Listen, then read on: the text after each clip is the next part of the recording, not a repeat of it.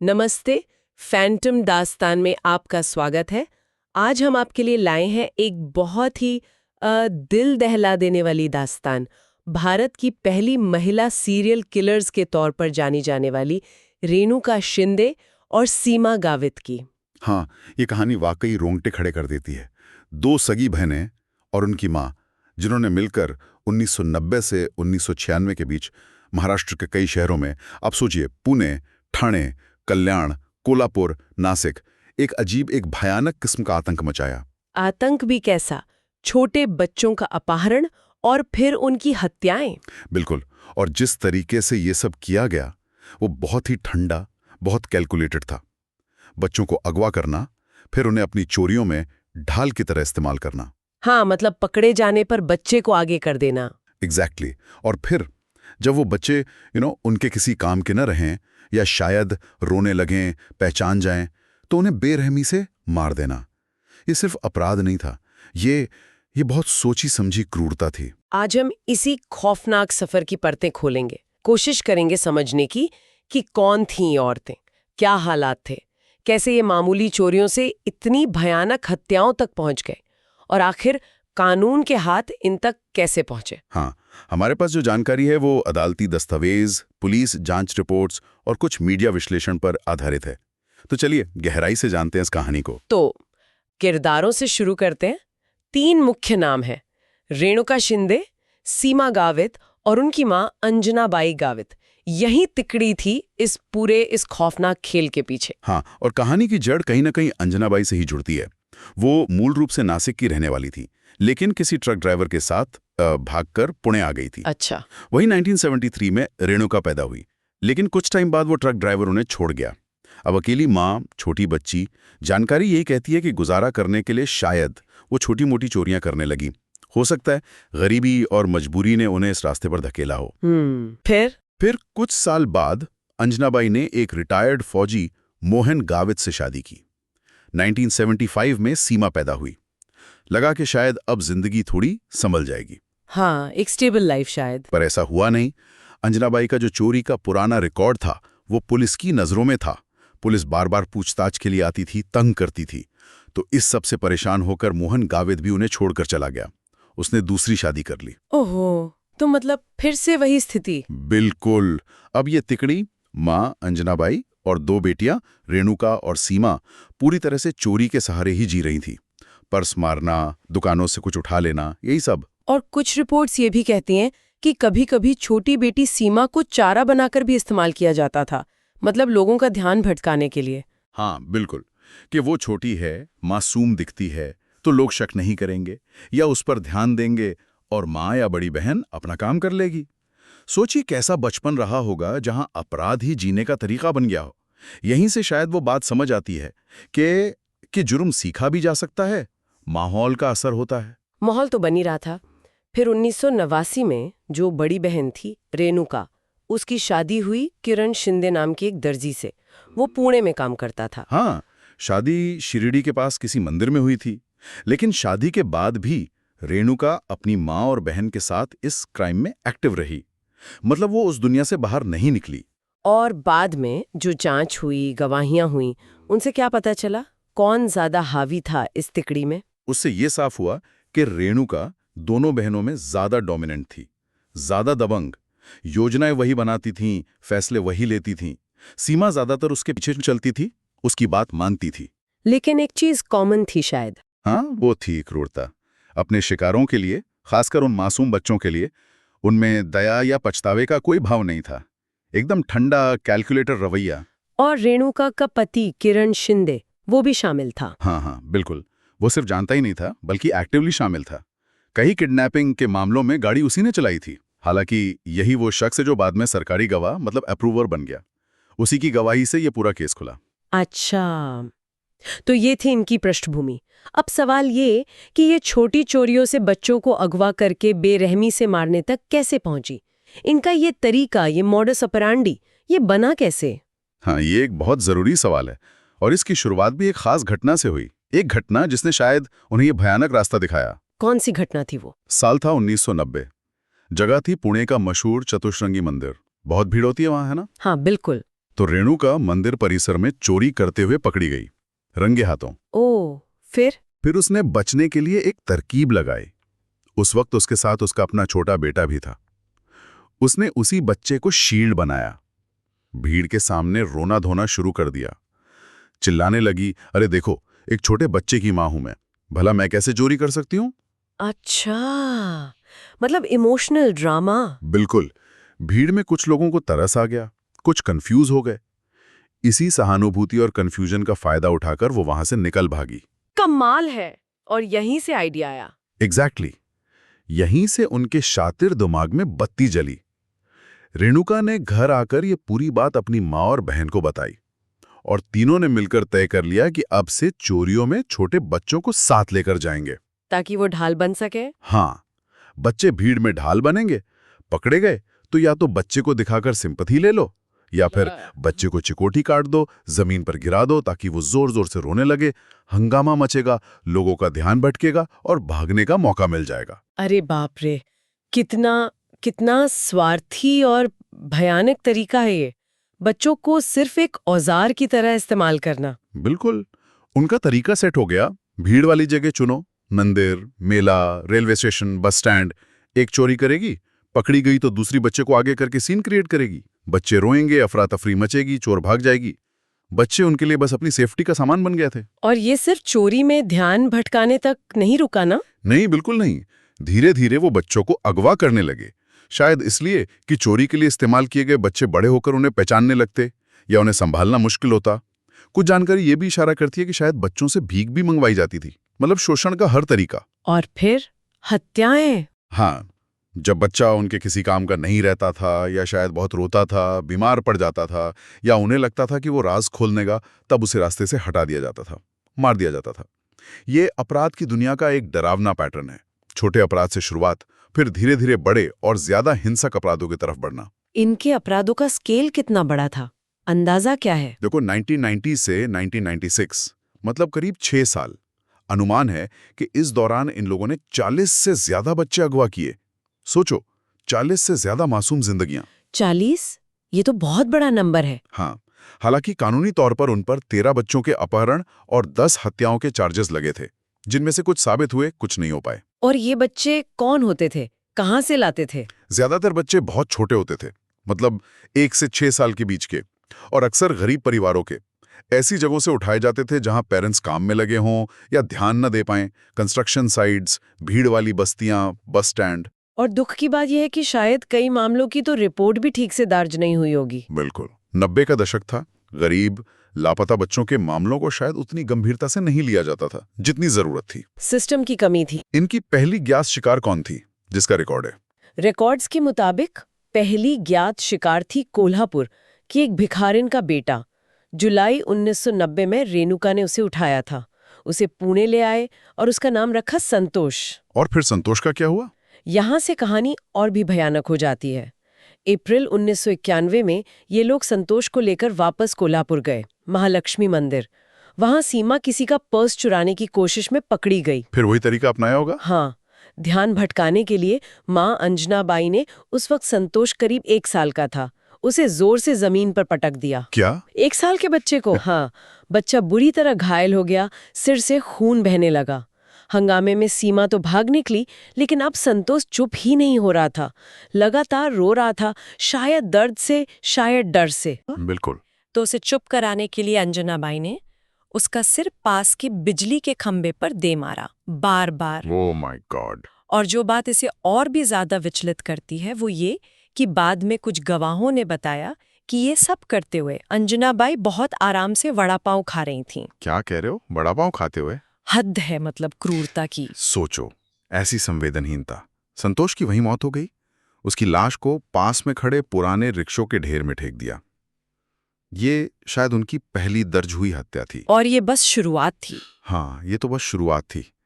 बच्चों को अक्सर तब मारा जाता था जब वो चुप नहीं होते थे, बीमार पड़ जाते थे, या उन्हें संभालना मुश्किल लगता था। पोस्टमार्टम रिपोर्ट्स में बाद में जो पता चला वो दिल दहलाने वाला था। बच्चों को सीढ़ियों से फेंका गया था, लगातार पीटा गया था, गला घोटा गया था। क्रूरता की कोई हद नहीं थी। लाश एक बैग में रखी और फिर ये तीनों उस बैग के साथ सिनेमा हॉल गई। क्या? लाश के साथ फिल्म देखने? हाँ, पूरी फिल्म देखी और फिर घर लौटते समय रास्ते में वो लाश फेंक दी, जैसे कोई कूड़ा फेंक रहा हो। लाशों को ठिकाने लगाना भी इनके तरीके का हिस्सा था। सुनसान जगह, गन्ने के खेत, ताकि पहचान ना हो सके, सबूत मिट जाए। एक और बच्चे का जिक्र था जिसे दीवार से टकरा कर मारा गया। हाँ, एक 2 साल का लड़का। उसे उल्टा लटकाकर उसका सर बार बार दीवार से टकराया गया। प्रोसिक्यूशन ने कोर्ट में कहा था कि इन औरतों ने कभी कोई पछतावा, कोई चिंता, कोई अफसोस जाहिर नहीं किया। उनके लिए बच्चे शायद इंसान थे ही नहीं। अक्टूबर 1996 में एक और मामला हुआ था, क्रांति वाला। हाँ, तब तक इनके हौसले बहुत बढ़ चुके थे। इस बार शिकार बनी अंजनाबाई के पहले पति मोहन गावित की दूसरी पत्नी प्रतिभा की 9 साल की बेटी क्रांति। उसे किडनैप किया, मार दिया और लाश पुणे के पास नरसोबा में गन्ने के खेत में फेंक दी। लेकिन इस केस में उन्हें सजा नहीं हुई। नहीं, इस खास केस में उन्हें सजा नहीं हुई। शायद पुख्ता सबूतों की कमी रही होगी या कानूनी पेचीदगियां। पर इसी क्रांति के अपहरण की शिकायत इनके अंत की वजह बनी है ना? हाँ बिल्कुल, कहते हैं ना, पाप का घड़ा भरता जरूर है। प्रतिभा गावित ने अक्टूबर 1996 में नासिक पुलिस में अपनी बेटी के अपहरण की एफआईआर लिखवाई। इस बार पीड़ित परिवार चुप नहीं बैठा, उन्होंने आवाज उठाई। यही टर्निंग पॉइंट था। जांच शुरू होते ही गायब हो गई। हाँ, तीनों अंडरग्राउंड हो गई। लेकिन कब तक? 19 नवंबर 1996 को जब वो दोबारा सामने आई और इस बार प्रतिभा की छोटी बेटी को अगवा करने की कोशिश की, तो पुलिस ने उन्हें पकड़ लिया। किरण शिंदे भी पकड़ा गया। पूरा गिरोह सलाखों के पीछे था।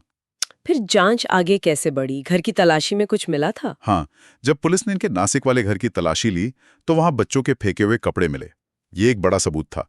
इससे बाकी किडनैपिंग के मामलों को भी बल मिला। पूछताछ कैसी रही? आसानी से मान गई? नहीं, पूछताछ आसान नहीं थी।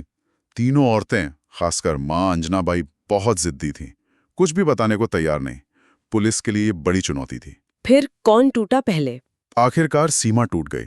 उसने क्रांति के अपहरण और हत्या की बात मान ली, लेकिन उसने सारा इल्जाम अपनी मां पर डाल दिया। कहा कि सब कुछ मां के कहने पर किया था। जांच में और क्या मुश्किलें आईं? आपने पहले भी जिक्र किया था। हाँ, कई मुश्किलें थीं। एक तो ये कि अपराध अलग अलग जिलों में हुए थे, तो पुलिस के अधिकार क्षेत्र, मतलब जुरिस्डिक्शनल इश्यूज थे। तालमेल बिठाना मुश्किल था। और पीड़ितों की पहचान? वो भी एक बड़ी समस्या थी। ज्यादातर बच्चे गरीब परिवारों के थे। कई के तो नाम पते भी ठीक से पता नहीं थे। लाशें अक्सर बहुत बाद में सड़ी गली हालत में मिलती थी, जिससे फॉरेंसिक जांच मुश्किल हो जाती थी। और एक जेंडर बायस की बात भी थी कि औरतें ऐसा कैसे कर सकती हैं। हाँ, ये भी एक पहलू हो सकता है। शायद शुरू में पुलिस या समाज के लिए ये मानना ही मुश्किल रहा हो कि औरत, वो भी माँ बेटी, मिलकर इतने ठंडे दिमाग से इतने भयानक अपराध कर सकती हैं। इस सोच ने शायद जांच को धीमा किया हो। लेकिन फिर एक बड़ा ब्रेक थ्रू मिला। हाँ, सबसे बड़ा मोड़ तब आया जब रेणुका का पति किरण शिंदे सरकारी गवाह बनने को तैयार हो गया। अप्रूवर बन गया। उसने सब उगल दिया। बिल्कुल। उसने पुलिस को सब कुछ बता दिया। कैसे अपराध करते थे, बच्चे कहाँ से लाते थे, लाशें कहाँ ठिकाने लगाते थे, तीनों औरतों का क्या रोल था। उसने बताया कि अंजना वाई ही मास्टरमाइंड थी। रेणुका उसकी राइट हैंड और सीमा उनके पीछे चलती थी। और इसी के बदले उसे माफी मिल गई? हाँ, इसी सहयोग के बदले उसे अदालत से माफी मिल गई और वो रिहा हो गया। और अंजनाबाई का क्या हुआ, जो मास्टरमाइंड मानी जा रही थी? अंजनाबाई गिरफ्तारी के करीब 2 साल बाद ही, ट्रायल शुरू होने से पहले ही, जेल में बीमारी से उसकी मौत हो गई। करीब 50 साल की उम्र थी। वो कभी अपने किए की सजा पाने के लिए कटघरे में खड़ी नहीं हो पाई। तो अब बची सिर्फ 2 बहनें, रेणुका और सीमा। ट्रायल कहाँ चला? मुकदमा चला कोल्हापुर की सेशंस कोर्ट में। प्रोसिक्यूशन ने 156 गवाह पेश किए। सोचिए कितना बड़ा केस था। इसमें कुछ बच गए पीड़ित बच्चे भी थे, चश्मदीद थे और बेशक मुख्य गवाह किरण शिंदे। किरण शिंदे की गवाही अहम रही होगी। बेहद अहम, क्योंकि उसने अपराधों का पूरा कच्चा चिट्ठा खोल दिया था। आरोप क्या थे और फैसला क्या आया? बहनों पर 13 अपहरण और 10 हत्याओं के आरोप लगे थे। 29 जून 2001 को फैसला आया। कोर्ट ने दोनों बहनों को 13 अपहरण और 6 हत्याओं का दोषी पाया। बाकी 4 हत्याओं के आरोप शायद साबित नहीं हो पाए। और सजा? सजाए मौत, फांसी की सजा। ये आजाद भारत में सीरियल मर्डर के लिए फांसी की सजा पाने वाली पहली महिलाएं बनी। एक ऐतिहासिक फैसला था ये। फिर मामला हाई कोर्ट गया होगा? हाँ, मौत की सजा के मामलों में ऑटोमेटिक अपील होती है हाई कोर्ट में कंफर्मेशन के लिए। 9 सितंबर 2004 को बॉम्बे हाई कोर्ट ने भी फांसी की सजा को बरकरार रखा। हालांकि उन्हें एक और हत्या के आरोप से बरी कर दिया, तो अब वो कुल 5 हत्याओं की दोषी मानी गई। हाई कोर्ट ने भी इसे रेयरेस्ट ऑफ रेयर माना। बिल्कुल। कोर्ट ने कहा कि अपराध इतने जघन्य और क्रूर थे, बच्चों को जिस तरह निशाना बनाया गया और उनमें पछतावे की जो पूरी कमी थी, उसे देखते हुए मौत की सजा ही एकमात्र उचित दंड है। ये रेयरेस्ट ऑफ रेयर केस है। आखिरी उम्मीद सुप्रीम कोर्ट थी। हाँ, 2006 में सुप्रीम कोर्ट में अपील हुई, लेकिन 31 अगस्त 2006 को सुप्रीम कोर्ट ने भी उनकी अपील खारिज कर दी और फांसी की सजा पर अपनी मोहर लगा दी। देश की सर्वोच्च अदालत ने भी माना कि इनके अपराध माफी के लायक नहीं हैं। तो अब फांसी तय थी या कोई और रास्ता बचा था? कानूनी तौर पर सारे रास्ते बंद हो चुके थे। बस एक आखिरी संवैधानिक रास्ता बचता है, राष्ट्रपति के पास दया याचिका, मर्सी पिटिशन डालने का। हाँ, संविधान के तहत राष्ट्रपति और राज्यपाल को सजा माफ करने या कम करने का अधिकार है। तो सीमा ने 2008 में और रेणुका ने 2009 में राष्ट्रपति के पास दया याचिका दायर की। उन याचिकाओं का क्या हुआ? पहले वो महाराष्ट्र के गवर्नर के पास गईं। उन्होंने याचिकाएं खारिज कर दी 2012 और 2013 में। फिर फाइल गई राष्ट्रपति प्रणब मुखर्जी के पास। गृह मंत्रालय की सिफारिश पर राष्ट्रपति ने भी जुलाई 2014 में दोनों बहनों की दया याचिकाएं खारिज कर दी। तो अब तो फांसी पक्की की? लग तो यही रहा था। फांसी का रास्ता बिल्कुल साफ नजर आ रहा था, लेकिन कहानी में अभी एक और कानूनी मोड़ आना बाकी था। अच्छा, वो क्या? राष्ट्रपति का फैसला आते ही अगस्त 2014 में दोनों बहनों ने बॉम्बे हाई कोर्ट में एक नई रिट याचिका दायर कर दी। इस बार क्या दलील थी? उनकी दया याचिका पर फैसला लेने में हुई बेहिसाब देरी। उन्होंने कहा कि याचिका दायर करने और राष्ट्रपति के फैसले के बीच 5 साल से ज्यादा का वक्त लग गया। इस दौरान वो हर पल मौत के साये में जीती रहीं, जो अपने आप में एक मानसिक प्रताड़ना है और उनके मौलिक अधिकारों का हनन है। सरकार ने क्या कहा इस पर? देरी क्यों हुई? सरकार की तरफ से जो जवाब आए उसमें केंद्र और राज्य एक दूसरे पर ठीकरा फोड़ते रहे। राज्य सरकार ने तो एक अजीब तर्क दिया कि जून 2012 में मंत्रालय में आग लग गई थी, उसमें इनकी फाइलें जल गई थी, जिन्हें दोबारा बनाने में टाइम लगा। ये तो अजीब बहाना है। हाँ, खैर कई साल सुनवाई चली और आखिरकार 18 जनवरी 2022 को बॉम्बे हाईकोर्ट का इस याचिका पर फैसला आया। क्या फैसला आया? कोर्ट ने माना कि दया याचिका पर फैसला लेने में राज्य सरकार की तरफ से गंभीर और अस्पष्ट देरी हुई है। कोर्ट ने कहा कि इस देरी के लिए दोषी जिम्मेदार नहीं है, बल्कि ये सरकारी अधिकारियों की उपेक्षा और उदासीनता है, और इस देरी का दोषियों पर अमानवीय प्रभाव पड़ा है। तो कोर्ट ने सजा बदल दी? हाँ, इसी देरी को आधार बनाते हुए कोर्ट ने उनकी फांसी की सजा को आजीवन कारावास, लाइफ इम्प्रिजनमेंट में बदल दिया, मौत की सजा रद्द कर दी। लेकिन कोर्ट ने ये भी कहा कि अपराध बहुत जघन्य थे। बिल्कुल, कोर्ट ने फैसले में साफ कहा कि इनके अपराध बेहद जघन्य हैं, ये समाज के लिए खतरा हैं और इसलिए इन्हें किसी भी तरह की छूट या पैरोल नहीं मिलेगी। ये अपनी बाकी की जिंदगी पुणे की यरवदा जेल में ही बिताएंगी। मतलब जेल से रिहाई की कोई उम्मीद नहीं। तो फांसी टल गई, लेकिन सजा उम्र भर की मिली। हाँ, और ये जानना भी दिलचस्प है कि अगर इन्हें फांसी होती तो ये 1955 में रतनबाई जैन के बाद भारत में फांसी पाने वाली पहली महिलाएं होती। रतनबाई जैन को 3 बच्चों की हत्या के लिए फांसी दी गई थी। तो इतिहास दोहराते दोहराते रह गया। हाँ, दया याचिका पर फैसले में हुई देरी ने उन्हें फांसी के फंदे से बचा लिया। ये हमारे सिस्टम पर भी एक सवाल उठाता है। ये पूरा मामला कई गहरे सवाल तो छोड़ ही जाता है, जैसे महिला सीरियल किलर, ये वैसे ही बहुत कम होती हैं ना? हाँ, दुनिया भर में देखें तो कुल सीरियल किलर्स का शायद 10-15% ही महिलाएं होती हैं, और उनके तरीके भी अक्सर अलग होते हैं। ज्यादातर जहर देना या दम घोटना, मतलब कम हिंसक तरीके। लेकिन यहाँ तो सीधी और बर्बर हिंसा थी। ये काफी असामान्य था। बिल्कुल, और इसमें माँ का रोल, अंजनाबाई का असर कितना गहरा था। क्या वाकई जुर्म सीखा और सिखाया जा सकता है, जैसे सोशल लर्निंग थ्योरी कहती है? लगता तो यही है, जैसे माँ ने ही बेटियों को इस दुनिया में न सिर्फ धकेला बल्कि ट्रेन किया हो। ये अपराध का एक पीढ़ी से दूसरी पीढ़ी में ट्रांसफर होने जैसा है। हाँ, गरीबी शायद शुरुआती वजह रही हो, लेकिन बाद में ये लालच और शायद एक तरह की पावर, एक कंट्रोल की भावना में बदल गया। और हमारे सिस्टम की कमियां वो भी साफ दिखीं। 90 के दशक में गरीब लापता बच्चों को ढूंढना कितना मुश्किल था। अलग अलग जिलों की पुलिस में तालमेल की कमी, और शायद वो सोच भी है ना कि औरतें ऐसा नहीं कर सकती। इस जेंडर बायस ने भी शायद शुरुआती जांच को धीमा किया हो और उन्हें इतने लंबे समय तक अपना ये खूनी खेल जारी रखने का मौका दिया हो। हाँ, ये व्यवस्थागत खामियां थीं। लापता बच्चों का कोई सेंट्रलाइज्ड डेटाबेस नहीं, फॉरेंसिक साइंस उतनी एडवांस्ड नहीं, पब्लिक प्लेसेस पर सर्वेलेंस की कमी, इन सब ने मिलकर शायद उनके लिए अपराध करना आसान बनाया। ये केस इतना शॉकिंग था कि इस पे काफी लिखा भी गया, फिल्में भी बनी। हाँ, अनिर्बान भट्टाचार्य की किताब है the deadly dozen. India's most notorious serial killers, उसमें इसका जिक्र है, काफी पॉपुलर बुक है वो। और 2019 में एक हिंदी फिल्म भी आई थी, पोशंपा। वो काफी हद तक इसी परिवार की कहानी और उनके अपराधों पर बेस्ड थी। उससे भी ये केस दोबारा चर्चा में आया था। तो ये थी रेणुका शिंदे और सीमा गावित की खौफनाक कहानी। लालच, क्रूरता, बिगड़े पारिवारिक रिश्ते और हमारे सिस्टम की खामियों का एक भयानक कॉकटेल। एक ऐसी कहानी जो हमें याद दिलाती है कि क्रूरता का कोई चेहरा या जेंडर नहीं होता। ये कहीं से भी किसी भी रूप में सामने आ सकती है। Okay, so we hope you liked today's mystery.